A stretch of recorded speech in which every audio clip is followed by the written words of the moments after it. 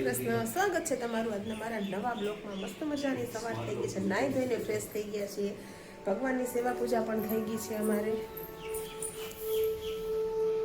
જો મસ્ત મજાની ભગવાનની સેવા પૂજા થઈ ગઈ છે, ઘરનું અડધું કામ પતી ગયું છે। હજી તો 10 સાડા 10 વાગ્યા છે ને તો વાસણ ગોઠવી દીધા છે, કપડાં મશીનમાં નાખી દીધા છે અને પ્લસમાં રુદ્રભાઈ થઈ ગયા છે રેડી ચા નાસ્તો કરીને।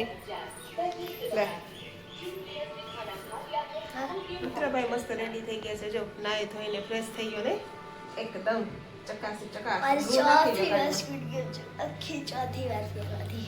અને રૂ રાખીને કાનમાં ઓકે। અને જો રુદ્રભાઈ કાનમાં રૂ નાખી લે, કારણ કે થોડુંક હજી શરદી ને ઉધરસ જેવું છે તો એ રૂ નાખી લે કાનમાં, તો પવન નો છે તો સ્વેટર પહેરાય કાલ પાછું ધોઈ નાખી, સોમવાર પાછું રેગ્યુલર રાજકું છે ને તો એને મજા આવે પહેરવાની, તો એ પહેરશે। અને બીજું કે જો આપણે કપડાં મશીનમાં નાખી દીધા છે, બીજું વધારાનું એક્સ્ટ્રા કામ હતું એ થઈ ગયું છે। અને કાલનો તો જો ઉંદેડો ઘૂસી ગયો હતો અમારા બાથ અહીંયા કિચનમાં, તો છે ને બહુ બધું કોતરી નાખ્યું છે દરવાજો આખો, એટલે કાલે અમારે ઓલાને બોલાવવો પડશે ફર્નિચરવાળાને, તો એને હરખું કહું કરી દે દરવાજો મારો।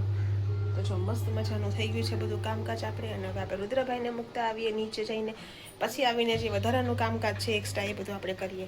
તો ચલો પહેલાં આપણે રુદ્રભાઈને નીચે મૂકતા આવીએ। રુદ્રભાઈ નાઈ ધોઈને તૈયાર થઈ ગયા હોય ને નાસ્તો કરવા બેસી ગયા હોય, તો જો એના માટે મસ્ત મજાની મેં ચા બનાવી છે, મારા માટે દૂધ બનાવ્યું છે। મારા ઘરમાં ઊંધું છે, મા બાપ ચા પીવે ને છોકરાઓ દૂધ પીવે, મા દૂધ પીવે ને છોકરાઓ ચા પીવે, હા છે ને મસ્ત મજાનું। જો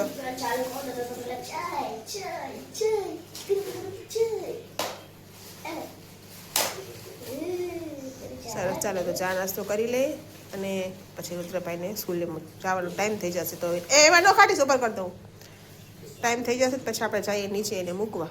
તો આયુષીબેન પણ આવી ગયા છે સ્કૂલેથી, અને જો આજે ને આ સ્કૂલે પહેરી જવાનું હતું તો મસ્ત લાગે છે આજે, નહીં આવી? આ શું હતું તારે? મારા આજે સંવિધાનનો જન્મદિવસ છે ને 26 તારીખે 26 નવેમ્બર, તો મારે આ શનિવાર ઉજવી લીધું એમ।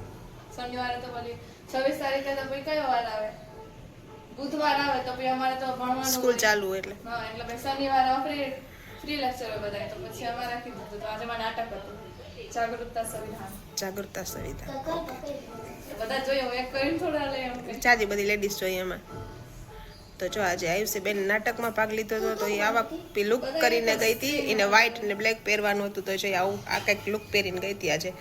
તો જો એ આવી ગઈ છે સ્કૂલેથી, ને હવે હું જાઉં છું રુદ્રભાઈને મૂકવા નીચે, બરોબર ને? તું ફ્રેશ થઈ જા, પાણી ગરમ મૂકી દે, અને ચાલો મૂકી આવું પછી આવું મૂકીને। ચલો તો આવું, ચલો તો ત્યારે વાગી ગયા છે 2 અને મમ્મી દીકરી બેસી ગયું છે જમવા માટે। રુદ્રભાઈ ગયા છે સ્કૂલે, અને આજ તો હોટલે નથી ગયા લેવા સબ્જી, અને આજે તો જો મેં ઘરે જ બનાવ્યું છે, નહીં આવ્યું? અમારા રુદ્રભાઈની ફરમાઈશ હતી કે મને ડુંગળીવાળું શાક બનાવી દેતું આજે, તો મેં ડુંગળીનું શાક બનાવી દીધું, અને એ આવશે એટલે પછી ગરમ પાછું એને હું ગરમ કરી દઈશ એને। તો સરસ, ચલો તો આજનો મેનુ હું તમને બતાવી દઉં। ડુંગળીની સબ્જી છે મસ્તનું, રોટલી બનાવી છે ને પાપડ છે, અને શરદી છે તો છાશ પીવી છે એને, આ રેકોર્ડ જ કરી લઉં એટલે પછી બતાવવા થાય મારે। ચમચી છે એમાં બેન, પી ચાંદીની છે પાછી,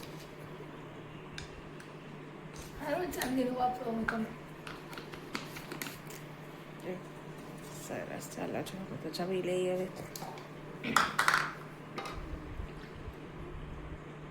છાશ ખાટી છું। ચલો 9:20 થઈ ગઈ છે ને અમે બેસી ગયા છીએ રાતનું જમવા માટે। તો જો રુદ્રભાઈ ગયો તો હોટલે, તો એ આવી ગયો, આવીને ફ્રેશ થયો થોડીક વાર, શું કરવા બેઠો? ફોન જોવા બેઠો, એનો ફોન તો મુકાવો મારે હવે। આયુષીબેન કરતા હતા હોમવર્ક, જેનું હોમવર્ક ત્યાં આપેલું છે, અને અત્યારે અમે બધા બેસી ગયા છીએ જમવા માટે। તો જો જમવામાં તો આજ મસ્ત મજાનું છે, તો હું તમને મેનુ બતાવી દઉં આજનું। તો જો આજનું મેનુ છે કાચું ગાંઠિયાનું શાક, ડુંગળીનું શાક, હળદર, રોટલી અને પાપડ, નહીં આયુષી? કેવું છે? મસ્ત ને? સરસ, ચાલો તો રુદ્રભાઈ કેવું? હળદર કેવી છે? રોજ તારે ખાવાની હો,